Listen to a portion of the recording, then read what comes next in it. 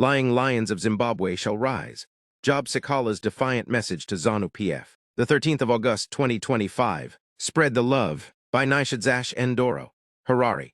Outspoken former Zimbabwean opposition legislator Job Sikhala has declared his belief that Zimbabweans will one day reclaim their country from what he describes as long-standing authoritarian rule by Zanu PF. In a recent interview with the Citizens' Voice Network, Sikhala drew parallels to historical events, such as the 1992 collapse of the Soviet Union, insisting that no form of tyranny can endure when faced with a determined population. He argued that governments, no matter how powerful, ultimately rely on the consent and support of the people to survive. Sikhala accused President Emerson Mnangagwa's administration of restricting public gatherings in a bid to prevent citizens from mobilizing. He said this was a calculated move to suppress potential mass movements capable of challenging the state. There is no evil or any form of tyranny that has not been overcome by people. Sikhala stated, even in Russia in 1992, the Soviet Union, the most powerful nuclear force in the world,